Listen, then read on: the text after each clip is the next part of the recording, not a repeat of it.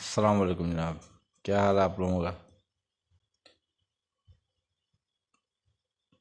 आज का जो लेक्चर है वो जो टॉपिक कवर किए थे उनसे जो रेलिवेंट एग्जांपल्स हैं और न्यूमेरिकल्स हैं उनके मतलब आपको मैंने गाइड करना है कैसे करने। तो क्योंकि एग्ज़ाम में प्रूफ भी आ जाते हैं, तो प्रूफ मैंने इस चैप्टर करवा दिए हैं आपको। इस चैप्टर के 3 ही प्रूफ थे, मैं दोबारा से एक दफ़ा आपको रिकॉल करवा देता हूँ। इस चैप्टर के 3 प्रूफ थे। इसमें एक तो टॉर्शन इक्वेशन है, T over J equal to tau over R equal to C theta over L. ठीक है, इसे कहते हैं torsion equation. This called torsion equation. बताया था कि टॉर्शन इक्वेशन दो हिस्सों में है, इसके दो हिस्से हैं। ये दो हिस्सों में पहले जब अगर ये आ जाए कि प्रूव करें टॉर्शन इक्वेशन, या इसको टॉर्शन फार्मूला भी कहते हैं। टॉर्शन इक्वेशन या टॉर्शन फार्मूला अगर ये आ जाए तो आपको सबसे पहले आपको ये वाला याद होगा कि सबसे पहले आप जो आपने साबित किया था वो आपने साबित किया था tau over R is equal to C theta over L. पहले ये करना है आपने, ये वाला। फिर आपने T over J equal to C theta over L ये साबित करना है। ये पिछला आप लेक्चर देख सकते हैं। ये मैं उसको आपको ना थोड़ी सी आपको समरी बता रहा हूँ। अब क्योंकि राइट हैंड साइड इसकी और इसकी राइट हैंड साइड दोनों आपस में बराबर हैं, इसका मतलब है ये लेफ्ट हैंड साइड वो भी बराबर हैं। ठीक है, तो इसका मतलब ये हुआ कि पूरी इक्वेशन साबित हो गया। यहाँ से फिर इन दोनों को मिला के इन दोनों का प्रूफ लिखेंगे और एंड में जाके आप कहेंगे कि क्योंकि राइट हैंड साइड दोनों के बराबर है, इसका मतलब है T over J equal to tau और R equal to C theta over L. यहाँ से आपकी ये वाली इक्वेशन जो है प्रूफ हो जाएगी। तो ये इस तरीके से कहते हैं टॉर्शन में। टॉर्शन में इसमें एक और प्रूफ भी था जो मैं बताता हूँ। वो दूसरा जो प्रूफ था वो ये था T equal to pi over 16 D cube tau solid shaft के लिए। और एक और था इसमें हॉलो के लिए, इसी के पैटर्न के ऊपर T equal to pi over 16 tau D 4 minus D 4 divide by D. ये आपका था हॉलो शाफ्ट के लिए। ठीक है, तो ये प्रूफ हैं, ये प्रूफ आपको आने चाहिए। तो ये प्रूफ एग्जाम में कोई भी आ सकता है, तो आज तो आप ये नहीं कह सकते ये प्रूफ क्यों आ गया। आपको करना करना आना चाहिए आपको, सिंपल इज दैट। ठीक है, तो उम्मीद है कि आप इसको प्रैक्टिस करेंगे अच्छी तरीके से। अच्छा, इसमें थोड़ी सी एक चीज़ है, वो मैं क्या चीज़ कुछ बताना चाह रहा, हाँ इसमें मैं आपको ये बताना चाह रहा हूँ। ये तो होगी बात, ठीक है जी। इसमें जो आपको बताना चाह रहा था वो ये बताना चाह रहा था कि कल मेरा ख्याल है कहीं थोड़ी सी ना कहीं मैंने बताने में कहीं लग्जिश में से कहीं हुई है, दिखाता हूँ कहाँ हुई है लग्जिश। ये वो मुझे बाद में एहसास हुआ सुबह यार कहीं गड़बड़ हुई है कहीं। ठीक है ना, तो वो देखते हैं वैर। अच्छा जी, चलें इसको रहने दें।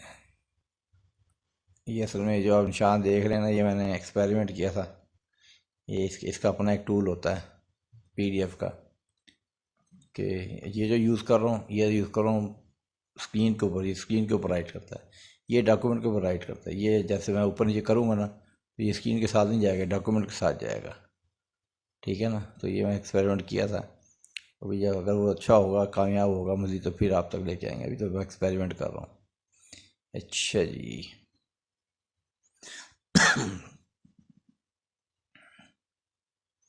यहाँ ये इसकी बात कर रहा हूँ।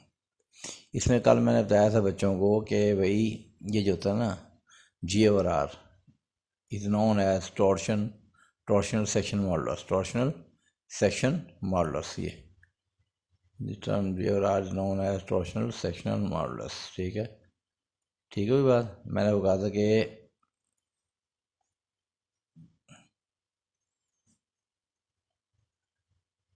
इतना करना है।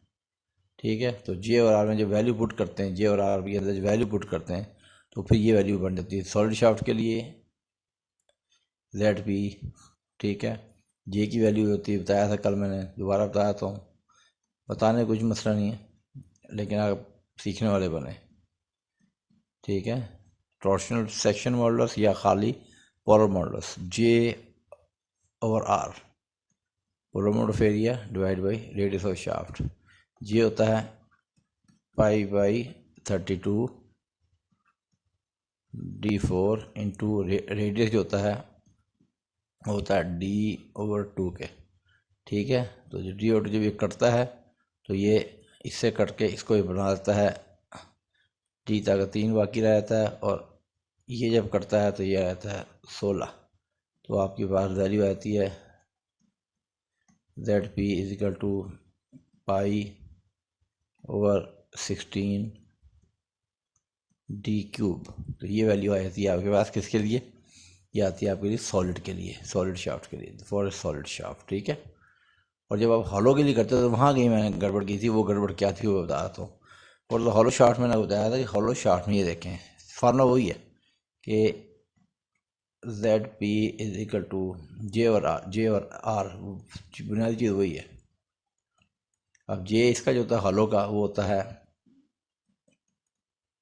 π/32 d4 आउटर का minus small d inner dia, और R यहाँ पे मैंने कहा था कि जो R है ना, कल मैंने आपको ये कहा था जो पिछली वीडियो सेकंड वीडियो कल आई थी कि R जो ना इनर जो इनर रेडियस लेना है, नहीं इनर रेडियस नहीं लेना, ये इनर रेडियस नहीं लेना है, ये आउटर रेडियस लेना है। ठीक है ना, क्योंकि हॉलो शाफ्ट है ना, आउटर रेडियस। ठीक है, क्योंकि जो कल मैंने आपको यही बताया था कि जो होती है ना शियर स्ट्रेस, वो सेंटर से जिस जो रेडियस उसकी डायरेक्टली प्रोपोर्शनल होती है। तो अगर इनर ले लेंगे ना, इनर रेडियस, तो वो वहाँ पे स्ट्रेस कम होगी।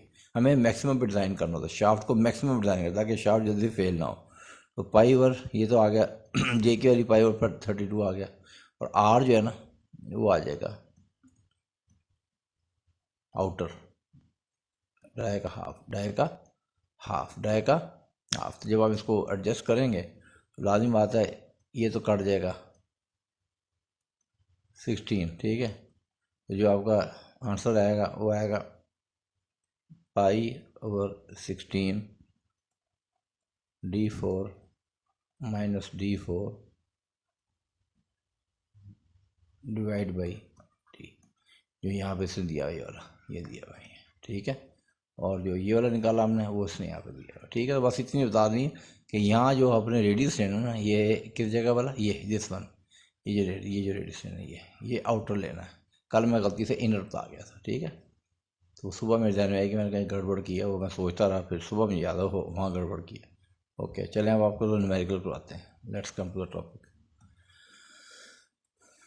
तो पहले जो पहले ये सारी एग्जाम्पलें हैं। असल में ये बात आपको बता दूं, सारे बच्चे ध्यान में बात रख लें कि आप लोग खुश होते हैं न्यूमेरिकल करके। तो यार न्यूमेरिकल सॉल्व करना बड़ा अहम है, तो कोई शक की बात नहीं, न्यूमेरिकल सॉल्व करना बहुत अहम है, लेकिन उसका जवाब निकाल के ना वो बंदा फुटी सी छलांगे मारे खुशी से कि हो मैं तो वाह जी वाह मैं न्यूमेरिकल निकाल लिया। भाई वो खुशी की बात जब है जब आपको चीज़ की समझ आई है। अगर समझ आई है ना आपको, जी मुझे समझ में आ गई है, अच्छा तो फिर उसका टेस्ट ये कि अगला न्यूमेरिकल करें ना, बगैर देखे हुए करें। अगर आप हल कर लेते हैं तो फिर बाकी समझ में आ गई। और आपको देखना पड़ता है, किताब खोलनी पड़ती, फिर समझ नहीं आई, फिर आप अपने आप को धोखा दे रहे हैं। तो मेरा आपको मशवरा है कि अपने आप को धोखा मत दें। ठीक है, प्रैक्टिस करें, और ख़ास तौर पर जो मैं आपको समझाता हूँ कि भाई न्यूमेरिकल करना है कैसे करना है, तो बराह करम आप लोग ना उसके ऊपर तवज्जो दें कि सर ने क्या बताया है, किस तरीके से न्यूमेरिकल करना है। तो पहली 5 तो बहुत बेसिक हैं, छोटे छोटे से हैं, न्यूमेरिकल में देख चुका हूँ। ठीक है, वेरी स्मॉल, दो लाइनों के सीधे से फार्मूले लग रहे हैं। तो अब हम छठे से शुरू करते हैं। छठे में थोड़ी जान है, देखिए असल में हमने देखना था कि किस में ज़्यादा न्यूमेरिकल में किस में ज़्यादा चीज़ें इन्वॉल्व हो रही हैं। तो ऐसा अगर एक न्यूमेरिकल इन्वॉल्व कर दें जिससे ज़्यादा चीज़ें मुलविस हैं, समझानी पड़ती हैं, तो वो कई न्यूमेरिकल्स का नुमाइंदा होता है, उसको जिसने समझ लिया तो समझो बाकी न्यूमेरिकल भी समझ आ गई। तो सबसे पहले 27.6 हम करते हैं, 27.6। ठीक है जी, ओके। तो 27.6 पर आ जाओ। ये सॉलिड शाफ्ट, तो सबसे पहली बात रखें ये बड़ा सॉलिड सर्कुलर शाफ्ट है, 100 मिलीमीटर डाया है, डाया 100 मिलीमीटर, तो डी इसने दिया हुआ है 100 millimetre. Transmitting 120 kilowatt at 150 RPM, 150 RPM revolution per minute, N दिया हुआ है आरपीएम। फार्मूले में, इस फार्मूले के अंदर ये वाला जो फार्मूला है इसमें एन है ही आरपीएम में, ठीक है, एन आरपीएम में ही दिया गया है, राइट। बात का तो ना एन आरपीएस में दे दिया था, आरपीएस रेवोल्यूशन पर सेकेंड, एंड जो है वो रेवोल्यूशन पर सेकेंड, ठीक है। तो अगर आपको रेवोल्यूशन पर सेकेंड दे दिया जाए, बजाय आरपीएम देने के रेवोल्यूशन पर सेकेंड दे दिए जाए, तो फिर का जो फार्मूला आएगा ना इसके लिए, वो पी इक्वल टू 2 ये वाला फार्मूला नहीं आएगा, फिर ये वाला फार्मूला नहीं, इसमें फिर क्या होगा, फिर 60 नहीं आएगा, नॉट एट ऑल, फिर आएगा P equal to 2 pi N T. अगर खाली formula P equal to 2 pi N T हो, तो इसमें जो एन है वो रेवोल्यूशन पर सेकेंड है, यह है वो न्यूटन मीटर में है, न्यूटन, ये फार्मूला एसआई में डिज़ाइन किया गया, एसआई टी न्यूटन मीटर में, और एन आरपीएम में है, आरपीएम, तो इसमें एन हमेशा आरपीएम में पुट, अगर आपने आरपीएस में पुट करना है, आरपीएस में पुट करना है तो भी 60 ना लगाओ, बस फार्मूला होगा P equal to pi N T. और अगर एन आपने आरपीएम में पुट करना है तो फिर ये वाला फार्मूला आपका जो वो ऐसे ही होगा जैसे कि ये है 60 के साथ। तो उम्मीद है कि समझ आ गई होगी बात आपको, ठीक है। अच्छा, इसमें एक और बात बड़ी अहम है कि ये जो है ना आरपीएस, अगर स्पीड दे दी है ना आरपीएस में, तो वहाँ से वो आपको कहेगा कि जी इसकी स्पीड जो है लेटेस्ट सपोज वो कहेगा, जैसे यहाँ पे ना इसकी स्पीड 150 आरपीएम है, तो वो कहेगा जी आरपीएन जो है ना उसकी, वो कहेगा एन जो है उसकी 3 आरपीएस है, ठीक है। एक तो तरीका ये है, या वो ये कह सकता है कि 3 HZ है। HZ क्या होता है, ये होता है हर्ट्ज। हर्ट्ज क्या होते हैं, हर्ट्ज, हर्ट्ज बेसिकली फ्रीक्वेंसी की यूनिट है, फ्रीक्वेंसी की, ठीक है। तो हर्ट्ज क्या होते हैं, हर्ट्ज या रेवोल्यूशन पर सेकंड, जिसे मैं आरपीएस कह रहा हूँ, एक ही बात है, आरपीएस या रेवोल्यूशन पर सेकंड को हर्ट्ज कहते हैं, ये बोलना नहीं है, ये अक्सर एग्जाम में दे देते हैं कि इसकी स्पीड इतने हर्ट्ज है, या इसकी फ्रीक्वेंसी जो है ना, वो ये नहीं कहते कि इसकी रेवोल्यूशन, वो कहते हैं इसकी फ्रीक्वेंसी जो है ना 3 हर्ट्ज है, लड़के कहते हैं फ्रीक्वेंसी, शाफ्ट की फ्रीक्वेंसी क्या हो सकती है यार, सिंपल सी बात है, फ्रीक्वेंसी मीन्स कि एक सेकंड वो कितने चक्कर काटती है, कितने चक्कर पूरे करती है, कितने चक्कर पूरे करती है, 1 2 3, एक सेकंड हो गया जी, तो ये 3 हर्ट्ज है, ठीक है। इसी को जब आप एक सेकंड में 3 चक्कर हों तो 60 में कितने होंगे, खुद ही सोचो, एक में 3 है, 60 में मल्टीप्लाई बाई 3 कर तो वो बन जाएगा 180, तो जब 180 आएगा तो अभी हर्ट्ज नहीं रह गए, अभी बन गए रेवोल्यूशन पर मिनट, ठीक है। तो जब आरपीएम बनाओ और फिर इस फार्मूले पुट करो, ये वाला फार्मूला है ना P equal to 2 pi N T divide by 60, ये फार्मूला आपसे पावर वाट में लेगा, पावर वाट्स में, टी न्यूटन मीटर में, एन आरपीएम में मांगता है, ये डिज़ाइन ही ऐसे किया गया। इसमें इस फार्मूले में यूँ लिख के अगर एन आपने आरपीएस में पुट कर दिया इसी शक्ल जैसे नजर आ रहा है, तो सारा गलत हो जाएगा, अल्लाह खैर रखे, ठीक है। एन आरपीएम में, टी न्यूटन मीटर में, पावर वाट्स में, जिन यूनिट्स में आपसे ये चीज़ें लेता है, और जब ये देगा भी आपको, इसमें फ़र्क करो, आप इस फार्मूले से पावर निकालते हो तो वो हमेशा वाट्स में निकलेगी, फ़र्क करो इस फार्मूले से आप उसके स्पीड निकालते हो, फ्रीक्वेंसी स्पीड निकालते हो, तो हमेशा आरपीएम में आएगी, ये लेता भी आरपीएम में, देता भी आरपीएम, पावर लेता भी वाट्स में, वापस भी आपको वाट्स में करता है, टी लेता भी न्यूटन मीटर में, वापस देगा भी आपको न्यूटन मीटर, ये बुनियादी बातें याद रखनी चाहिए, असल बात यही है, ठीक है, इसको भूलना नहीं है। नाउ तो क्या क्या करा जी, 120 किलोवाट इसकी पावर है, find the intensity of share service, यानी टार निकालनी, यानी कि ये शाफ्ट है आपकी वो कितनी शेयर सर्विस बर्दाश्त कर सकती है, कितनी, इंटेंसिटी मीन्स शिद्दत, आप मुख्तलिफ समझे शेयर सर्विस यानी कितनी सर्विस बर्दाश्त करती है, ठीक है। तो अब सीधी सी बात है, टार का जो आपको फार्मूला आपको पता है, वो फार्मूला आपको टार का फार्मूला यहाँ पे लिखा हुआ है, टॉर्क से पाई आवर 16 डी क्यूब टा, ये आपको सवाल करने तरीका बता रहा हूँ भाई आपको टा तो चाहिए, टा तो आपको, ये तो आपको नीडेड है, इसको आपको रिक्वायर्ड है, क्या आपके पास मौजूद है, डाई ऑफ शाफ्ट, ये आपके पास मौजूद है, ठीक है, पाई बाई 16 कॉन्स्टेंट है, ठीक है, इसका डी मौजूद है अगर टी आ जाए हमारे पास, अगर टी भी हमारे पास आ जाए इसको दैट, और ये भी हमें मालूम हो जाए, तो टा हम मालूम कर लेंगे, ठीक है। तो टी कैसे निकालेंगे, अब टी के लिए क्या होगा, आप सोच रहे हैं टार कैसे निकालना है, इस तरीके से चलते हैं न्यूमेरिकल, टार कैसे निकालना है, तो फॉर्म आपके ध्यान में आ जाएगी, power equal to 2 pi N T divide by 60, एक फार्मूला होता है, ध्यान में आना चाहिए। अच्छा, तो पावर दी है, फौरन देखो डाटा, पावर, हाँ जी पावर तो दी है हमें, अच्छा जी पावर दी है, अच्छा जी एन दिए हमें, अच्छा जी हाँ जी एन भी दिए हैं जी, अच्छा जी, एल भी दिए हैं। फिर 60 और 2 बाई तो कांस्टेंट बस, तो फिर इसका मतलब हमारा जो टार्क है वो हम आराम से निकाल लें। तो टार्क यहाँ से निकालो और फिर पुट करो, और यहाँ से टार निकालने की है। ठीक है, पी को 2 पाई NT/60 करके, ठीक है, ओके। ये बार 15.7 को इधर ले हो तो यहाँ से अगर टॉर्क आ जाएगा, क्योंकि ओके, ये भूलना नहीं है। तो ये 7.64 किलो न्यूटन मीटर निकाल लिया इसने। अच्छा, ये ध्यान में रखें आप लोग ये जो है ना, ये भाई साहब ने कमाल करते हैं जो करते हैं। इसमें आप देखें ज़रा, 2 पाई N से निकाला है 150 में लगा दिया, 150 निकाल दिया, ठीक है। और पावर जो 120 है, 120। आप ये गलती ना करें, ठीक है। मैंने बताया पावर जो है ना वो और लेता है वाट। अब आप कहोगे यार आप लोग नए हो, आप यार 120, वही ये तो 120 से किलो वाट, इसका मतलब इसे किलो वाट लगा सकते हैं। और यार ये खुरमी जरा गड़बड़ कर, आपने इस किलो इसको यहीं बना इसके किलो वाट के ना 120 यहीं डाटे के अंदर 10⁻³ वाट्स। मेरा भाई ये करना आपने, आपने खुरमी को फॉलो नहीं करना सीधे, यहाँ पे 10⁻³ लगा देना, ठीक है, ओके। ये लगाएंगे, ओके जी। पावर वाट्स में, NRPM में, तो टी जो यहाँ से जब आएगा ना वो आपका जो भी जवाब आएगा वो आएगा, आपका आएगा न्यूटन मीटर। न्यूटन मीटर क्या आएगा, चलो मैं कर देता हूँ आपको, चलो मैं कर देता हूँ क्या आएगा, वो बताता हूँ आपको। वो ये नहीं आएगा ये किलोमीटर यार, 7 किलो की जगह पता क्या है, किलो यहाँ पे होगा 7.64, जवाब आपका होगा 7.64 इंटू 10⁻³ न्यूटन मीटर, ये जवाब आएगा। ये किलो की जगह 10⁻³ आए, किलो का मतलब ये होता है 10⁻³ किलो, नहीं आएगा, ठीक हो गया। ये गड़बड़ नहीं है, ये लाजमी लगाना आपने जिस समय बताया आपको। उसके बाद ये आ जाएगा न्यूटन मीटर में, ओके। अब आपने क्या करना है, न्यूटन तो आ गए, अब मीटरों के मिलीमीटर बनाने हैं। 1 मीटर में 1000 होते हैं, 1000 मिलीमीटर, तो 10⁻³ और मल्टीप्लाई हो जाएगी, 1000 मीटर की जगह 1000 मिलीमीटर आ जाएंगे, तो 10⁻³ और ये वाली 10⁻³ पहले 10 हो जाएगी 6, ठीक है। 7.64/6 और ये बन जाए न्यूटन मिलीमीटर। इस तरीके से चीज़ सीखनी है। तो ये वाली वैल्यू उठा के आप पुट कर देंगे इसमें, इसके अंदर टॉर्क में, यहाँ पर, ओके। यहाँ वैल्यू पुट कर दो π/16 टा d3, जो d है, क्योंकि ये अब यहाँ पे जो टॉर्क है वो न्यूटन मिलीमीटर में आ रहा है। अब न्यूटन मिलीमीटर, ये वाली वैल्यू न्यूटन मिलीमीटर, तो d जो होगा d वो भी आपने मिलीमीटर में ही पुट करना है, सेंटीमीटर में किसी और नहीं पुट करना, वो ऑलरेडी आपको दिया ही मिलीमीटर में होगा, तो वो वैल्यू पुट कर दो मिलीमीटर में, तो उसने पुट कर दिया, ठीक है।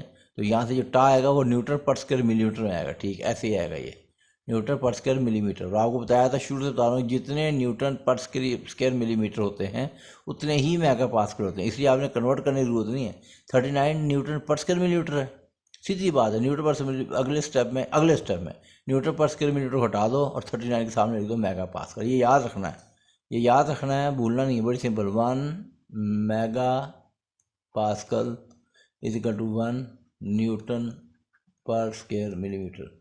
या मैं ये बताता चलूँ कि मेगा का मतलब होता है 10⁻6 और पास्कल का मतलब होता है न्यूटन पर स्क्वायर मीटर, ठीक है। तो ये भूलना नहीं है। तो ये बराबर होता है न्यूमेरिकली, जितने ये होंगे उतने ही ये होंगे। तो ये आपका न्यूमेरिकल सॉल्व हो गया, इसी के हिसाब से न्यूमेरिकल सॉल्व करने हैं, ओके। अब अगले पर आ जाओ, 27.7, ये हॉलो, अब हॉलो का सवाल है।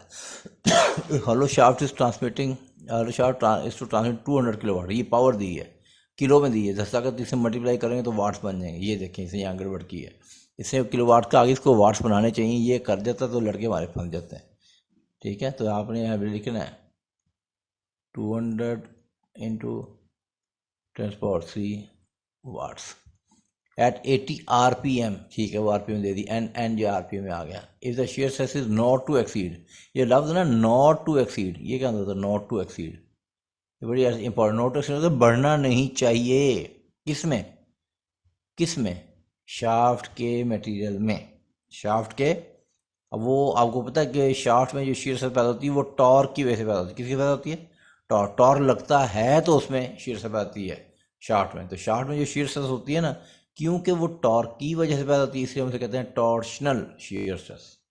इसे हम क्या कहते हैं, टॉर्शनल शेयर स्ट्रेस, जो टॉर्क से पैदा होती है। शेयर स्ट्रेस फोर्स से भी पैदा होती है, जैसे जब मैं शुरू में कराया था आपको नॉर्मल स्ट्रेस और शेयर स्ट्रेस, वहाँ टॉर्क नहीं लगाया था, वहाँ फोर्स लगाई थी, जैसे रिविट वाली मिसाल थी, रिविट की मिसाल, बोल्ट की मिसाल थी, न्यूमेरिकल भी कराए थे, तो वहाँ फोर्स लग रही थी, फोर्स से पैदा हो रही थी, तो उसको टॉर्शनल शीयर स्ट्रेस नहीं कहते हैं, ठीक है। वो खाली शीयर स्ट्रेस, उसे सिंपल कहते हैं शीयर स्ट्रेस।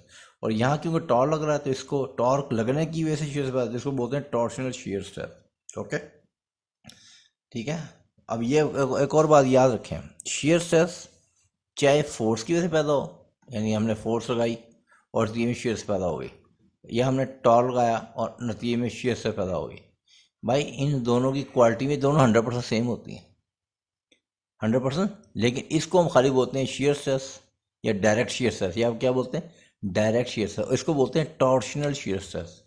नाम का मतलब ये नहीं है कि एक मतलब जनाब एक वो किसी और रंग की होती है, किसी शक्ल और सेम होती है 100% भाई, सेम होती है, राइट। सिर्फ पहचान के लिए, पहचानने के लिए। फोर्स लगने से पैदा हो तो टॉर्क लगने से पैदा हो तो टॉर्शनल शीयर स्ट्रेस, राइट। तो उम्मीद है आप याद रखें इस बात को। नो, अच्छा जी, नाउ अब हम आ जाते हैं जी इंटरनल डायमीटर, क्योंकि हॉलो शाफ्ट है ना, 0.6 metre, 0.6 of the external dia. ये बड़ी अहम बात है, ये लड़कों को सब बच्चों को समझ आती है सर जी ये क्या है। देखें ये चीज़ है ना, ये कहता है कि जो इंटरनल डायमीटर है, इंटरनल डायमीटर वो 0.6 ऑफ एक्सटर्नल डाया है, ठीक है। अब यहाँ पे ये एक्सटर्नल डाया को बोलता है डी और इंटरनल को डी। तो जो डी है, D that is equal to 0.6 of D, यानी जो एक्सटर्नल डाया है उसका 0.6 ले लें, यानी अगर ये 10 है तो ये 6 मिलीमीटर होगी, अगर ये 20 है, अगर ये 20 है तो ये 12 हो जाएगी, राइट। याद रखना है, आपने भूलना नहीं है। Internal diameter of the shaft 0.6 where D is external diameter. Find the diameter of the shaft, दोनों डायमीटर नहीं, उसमें diameters of the shaft, D भी निकालना है आपने, डी कितना है और स्मॉल डी भी निकालना है, तो ये दोनों कैलकुलेट करने हैं आपने, right. So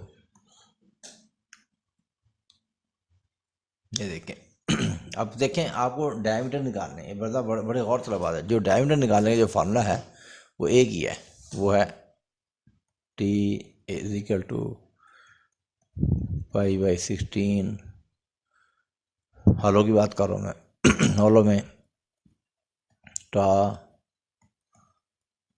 d4 minus d4 divide by D, ये फार्मूला ये फार्मूला उसने यहाँ पे लगाया हुआ है। इसमें अब आपको उसने क्या क्या दिया हुआ है, उसने बताया कि टा दी हुई है इसने आपको, टी नहीं है आपके पास हस्बे मामूल, ठीक है, टी आपके पास नहीं है, ओके।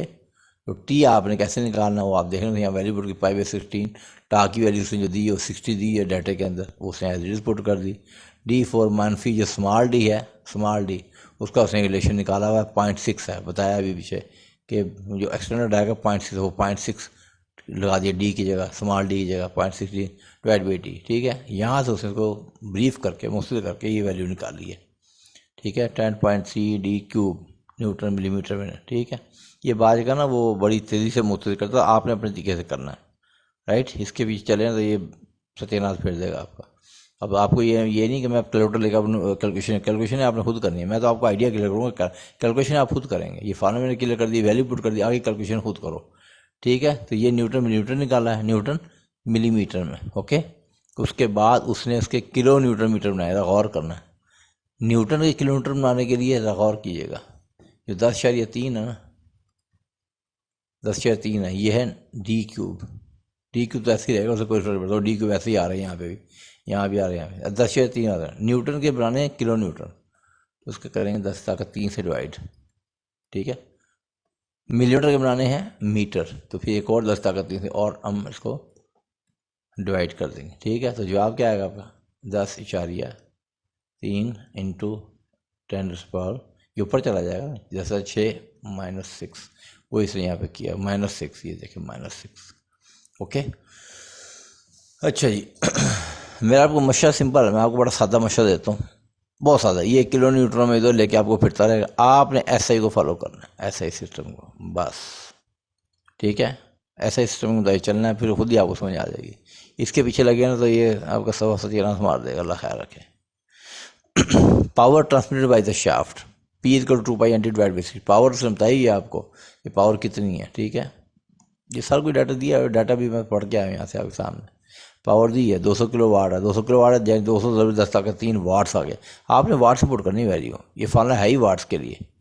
तो 200, ये पता है क्यों कर रहा है, ये क्यों कर रहा है, ये किलो न्यूटन यहाँ पे देखे ना, ये देखे ना आपसे, इसे किलो वाट में दिया उसने। जो पावर दिया 200 किलो वाट है, डाटा पे पास है वो ही भाई साहब ना, वो यहाँ कर। आप ये चक्कर ना पड़े, इसलिए मैं आपको बार बार कह रहा हूँ, आप 200 मल्टीप्लाई बाई 200 मल्टीप्लाई बाई 3, 200 ये आप इसको वाट्स में ही रखें, ये समझ आया था। ये वाट्स में आ गया, 2 पाई आ गया, एन जो है एन जो उसकी स्पीड है आरपीएम वो दिए में 80 है, वो ऐसे पुट करो, ठीक है। और जो टी है ना, टी क्योंकि हम बात करें ऐसे ही, तो जब टी हमने पुट करना है तो हमने इसको न्यूटन मीटर में पुट करना है, आपने न्यूटन मीटर में। आपको जरूरत नहीं है, देखो यहाँ पे आपको बना न्यूटन मिलीमीटर, क्या बन रहा है, न्यूटन मिलीमीटर में डाल रहा है, ठीक। ये मिलीमीटर आ रहे हैं इस टा की वजह से, इस टा की वजह से। टा जो थी ना वो आपकी टा आपकी थी ना, वो न्यूटन मिलीमीटर में बनती थी। यहाँ पे देखें, ये देखें 60 मेगा पास्कल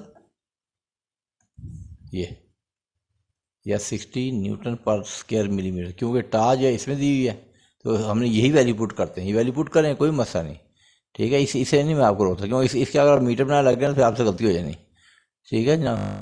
आपने इसको एज इट इज़ पुट किया, एज इट इज़ आपने पुट किया है उसके, क्योंकि ये मिलीमीटर में थी, इसकी वजह से यहाँ पे क्या होगा, इसकी वजह से यहाँ जो वैल्यू आएगी ना वो मिलीमीटर में आएगी, मिलीमीटर में, राइट।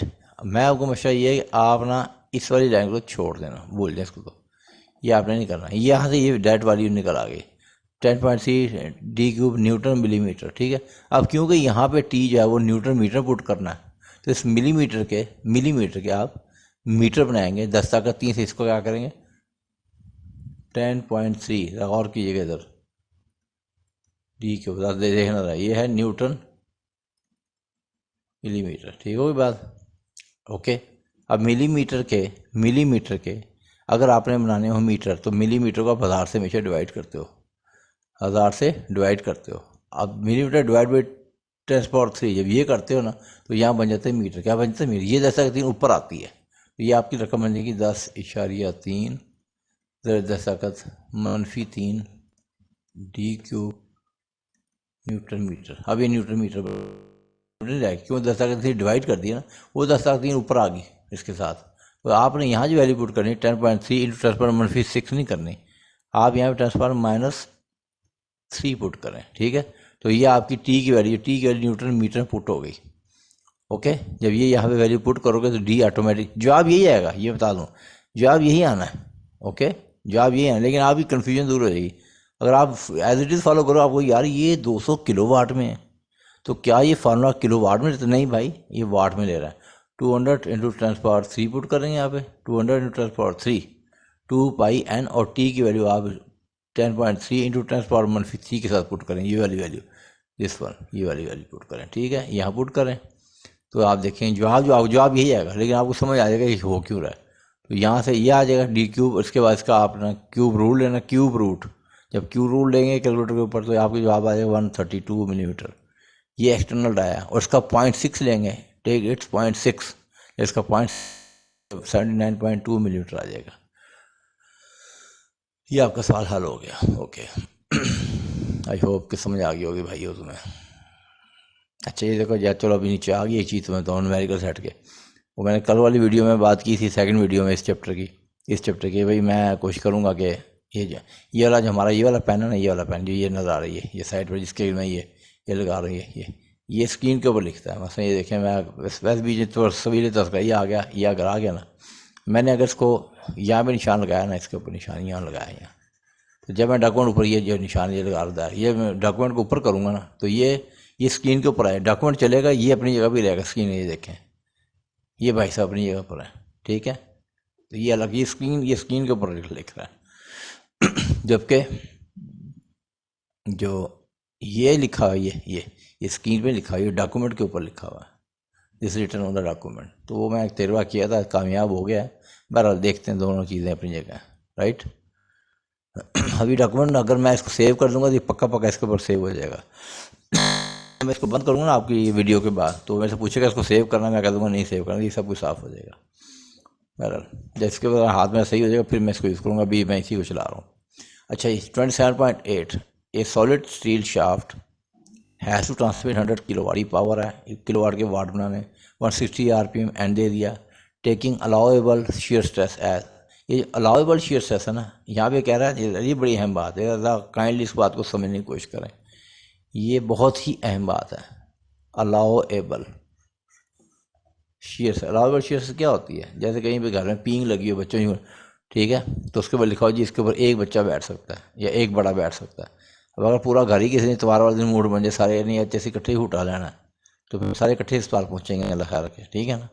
तो अलाउेबल क्या है, एक बंदा बैठ सकता है, ज़्यादा नहीं बैठ सकता। तो ये वो शेयर स्ट्रेस है, यानी आपको बताया था कि शेयर स्ट्रेस यहाँ जो शाफ्ट में शेयर स्ट्रेस पैदा हो रही है, वो पैदा हो रही है आपके टॉर लगने की वजह से, शाफ्ट पे जो टॉर लगता है, जो टर्निंग इफेक्ट आ रहा है।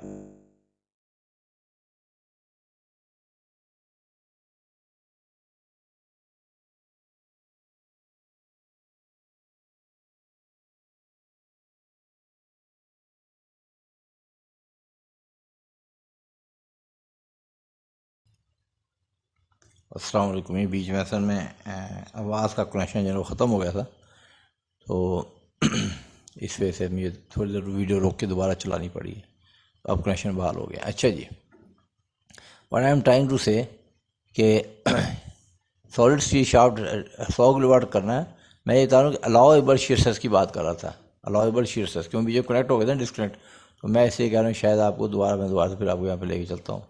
Allowable shear stress, allowable shear stress का मतलब ये है कि 70 मेगा पास्कल है, आपने इतना टॉर्क लगाना है कि इसमें 70 मेगा पास्कल से शेयर स्ट्रेस ऊपर ना जाए, अगर ऊपर गई तो ये फेल हो जाएगी शाफ्ट, ठीक है, ये शेयर हो जाएगी, इसमें शेयर फेलियर आ जाएगा। ओके, इस बात को यहाँ पे उसने कहा allow taking allowable shear stress as 70 mega pascal, ये तरीका भी ठीक है, ठीक है, या ये यूँ भी कहा, पीछे सवाल में अभी पीछे सवाल किया था गालबन, हमने क्वेश्चन नंबर शायद किया था, मेरा ख्याल है 27.6 किया या कि 27.6 था मेरा ख्याल में, हाँ 27.7 में वो कह रहा है इस बात को यूँ भी कह सकता है कि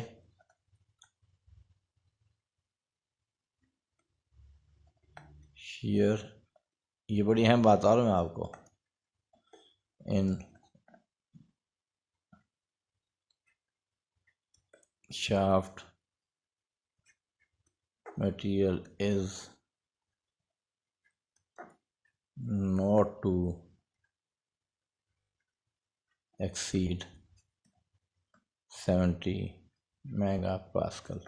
ये वाला जो तरीका ना उसने, ये वाला तरीका ये उसने 27.6 में यूज़ किया, ये दोनों बातें एक ही हैं, ये बात कर लें या ये वाली बात कर लें, एक ही बात है, ठीक है। ओके, अलाउेबल शेयर स्ट्रेस कह लें इसको, अलाउेबल शेयर स्ट्रेस को इसने एक टर्म यूज़ कर ली, यहाँ तफसीर है कि shear stress in the shaft material is not to exceed, not to exceed मैंने बढ़ने ना पाए 70 मेगा पास्कल से बढ़ने, तो ये बात दोनों बातें हैं, दोनों सेम है बातें हैं, बस बात कहने का अंदाज मुख्तलिफ है। अच्छा, इसमें अहम बात यहाँ पर क्या है, इसमें अहम बात यह कि the maximum torque transmitted in each revolution exceeds the mean by 20%, ठीक है, मैक्सिमम टॉर्क ट्रांसमिटेड, ये बेसिकली क्या होता है, जब कोई शाफ्ट रुकी होती है ना, जब आप उस शाफ्ट को चलाते हो, जब शाफ्ट स्टार्ट होती है, तो स्टार्ट में ना उसको, जैसे कोई ट्रक खड़ा हो और आपको धक्का दे के उसको चलाना पड़ेगा, या कोई कार खड़ी हो उसको धक्का देने चलाना पड़ेगा, तो शुरू में आपको बहुत ज़ोर लगाना पड़ता है, उसको रेस्ट से उसकी स्टैटिक फ्रिक्शन को कन्वर्ट करना पड़ता है, फिर वो जब डायनेमिक फ्रिक्शन बदल जाती है, रोल होने लगता है, तो फिर आसान हो जाता है। शुरू में होता है एक बंदे से वो चले बिना धक्का देने, शुरू में होता है 2 बंदे लगाने पड़े या 3 बंदे लगाने पड़े, जब एक दफ़ा वो रोल होनी शुरू हो जाएगी ना, तो फिर बेशक एक ही बंदा होना, वो जोर लगा के उसको रोल करता जाएगा और वो चलती चली जाएगी, ठीक है। तो इसलिए जब शुरू में शाफ्ट रुकी होती है ना मशीन, जब शुरू में उसको चलाना पड़ता है, तो हमें जो टॉर्क ज़्यादा देना पड़ता है स्टार्ट में, रेस्ट से उसको वो मैक्सिमम होता है, वो मैक्सिमम टॉर्क होता है, ठीक है। वो जो मैक्सिमम टॉर्क होता है ना, और जब वो चल पड़ती है, जब शाफ्ट चलनी शुरू होती है, फिर जो टार्क होता है ना, वो मीन टार्क होता है। क्या होता है वो? मीन मैंने एवरेज। तो जो मैक्सिमम टार्क होता है वो मीन से 20% ज़्यादा होता है, मीन से 20% ज़्यादा होता है। तो ये बात बता रहा हूँ। तो स्टील, सॉलिड स्टील शाफ्ट, ये सारी बता दी। The maximum torque transmitted in each revolution exceeds the mean by 20%। ये यहाँ डाटा लगा दिया है। पी 100 किलोवाट, 100 इंटू 10⁻³ कर लीजिएगा इसको। ऐसे ही इसको 100 ज़रबे 10⁻³ करके फिर यहाँ पुट करना। ये मैं यहाँ पे कर रहा हूँ, बार बार याद कर रहा हूँ, गड़बड़ नहीं करना। बार बार बाद में कहो ये हमें समझ नहीं आया, बार बार समझाना बड़ा मुश्किल है। मैच्योर लोग हैं माशाल्लाह, जिस के पुट करना है। स्पीड 160 RPM में, पी इज टू 2π/NT में, एंड देखें उसने 160 पुट कर दिया। टी एज इट इज़ आ गया उसने, टी यहाँ पर एज इट इज़ आ। इसमें ये बड़ी अहम बात है, ये बहुत अहम बात है कि यहाँ जो टी होता है इस 2π/NT में, P is equal to 2π/NT divide by 60। ये जो टी होता है ना, ये टी याद रखना है, भूलना नहीं है, मैं बताने लगा। ये टी होता है, टी मीन होता है। ये क्या होता है? T mean. This is T mean.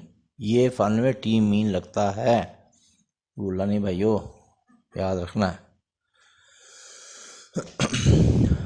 तो अलाउेबल शेयर स्ट्रेस बताई है 70 मेगापास्कल, 70 मेगापास्कल को साथ ही उसे मेगापास्कल को हटा के न्यूटन पर स्क्वायर मिलीमीटर कर दिया है। और कह रहा है मैक्सिमम टार्क जो है ना, मैक्सिमम टार्क वो 1.2T है। ये बात आपको समझानी है, 1.2T ये कैसे है, ये कैसे है। Where T is the mean torque, ठीक है। टी मीन टॉर्क को मीन लेता है। ये तो मैंने आपको समझाने ही लिखा है, वरना लिखना ज़रूरी नहीं है। बस मैक्सिमम को मीन के लिए टी ही आएगा, और जब मैक्सिमम लिखना टी मैक्स लिख देंगे उसको, ठीक है जी। तो उसे निकालना क्या है?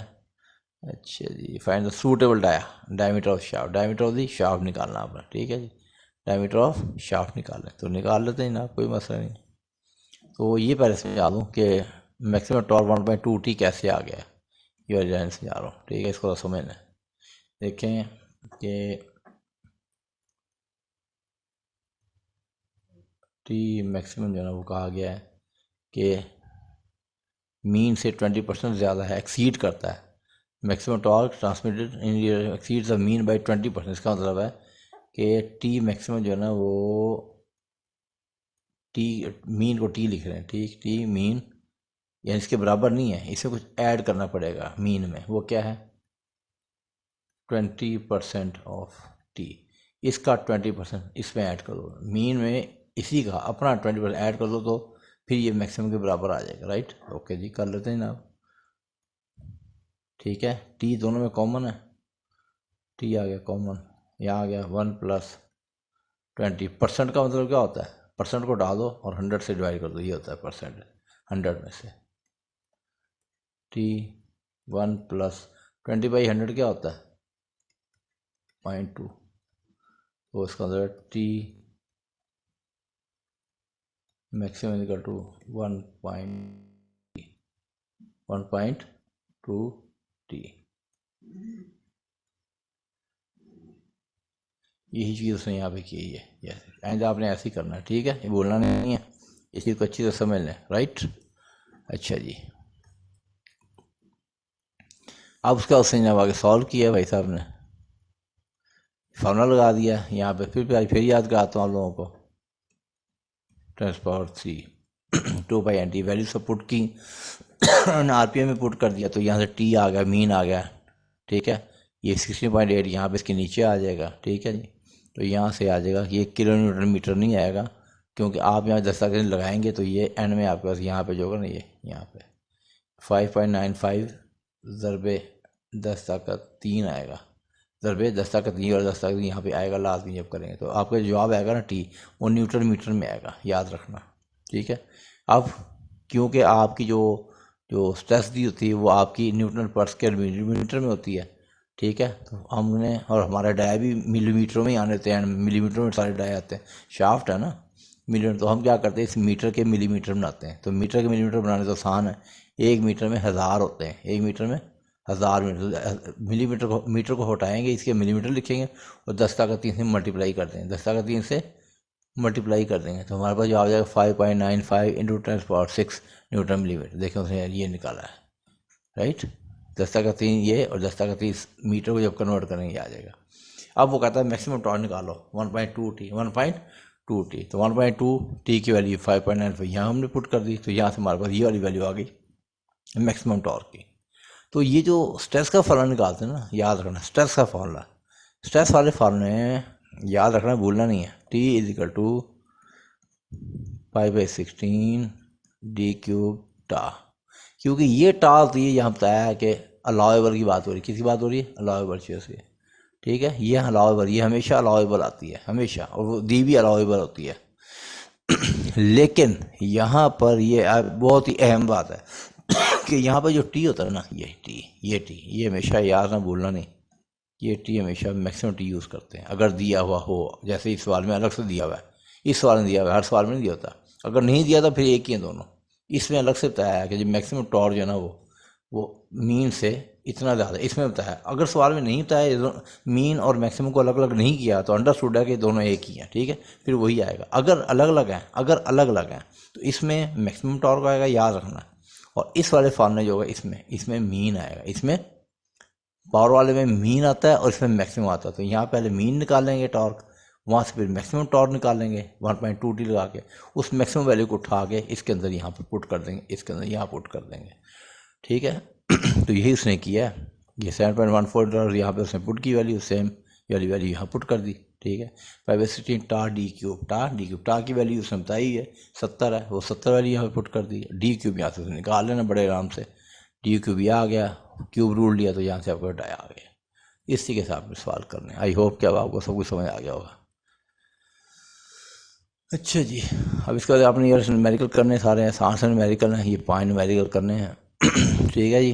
तो ये 7 हैं, ये सातों करने हैं आपने, ठीक है, सारे के सारे करने छोड़। तो इंशाल्लाह कल देखेंगे, अगर टाइम मिल गया तो कल आपको अगली वीडियो बना के भेज देंगे, जिसमें इसके आपके अगले कुछ न्यूमेरिकल भी बताने हैं, और इसके आगे इसके जो भी इसके टॉपिक्स हैं, अभी काफ़ी टॉपिक्स हैं इसके चैप्टर के। रिप्लेसिंग द शाफ्ट, ये बड़ा अहम टॉपिक है। इसमें टॉपिक में ये है कि हमने एक सॉलिड शाफ्ट को हॉलो से बदलना है या हॉलो को सॉलिड से बदलना है। ये वाला टॉपिक करने के न्यूमेरिकल बड़े अहम है। एक ये करना टॉपिक है, अभी इसकी आएंगी 3-4 वीडियो भी और आएंगी इसकी। तो ये यूनिवर्सिटी वाले जो ना, वो फिर आपको पता, फिर कुछ भी दे सकते हैं, इनके सवाल भी आए हैं अगर मेरे। ये देखें, इसका रिप्लेसिंग द शाफ्ट का अगला जो टॉपिक है ना, शाफ्ट ऑफ वेरिंग सेक्शन, यानी ऐसी शाफ्ट इसका जो क्रॉस सेक्शन है वो वेरी करो, ये भी होगा, ठीक है। और ये करने के बाद फिर हमने इसके न्यूमेरिकल भी करने हैं।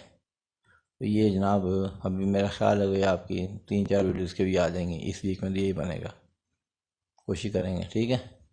तो आज के लिए इतना काफ़ी है। Thank you very much. सवाल करें साथ साथ और फाइनल की तैयारी करें, टाइम बहुत कम है आपके पास, राइट जी। Thank you very much.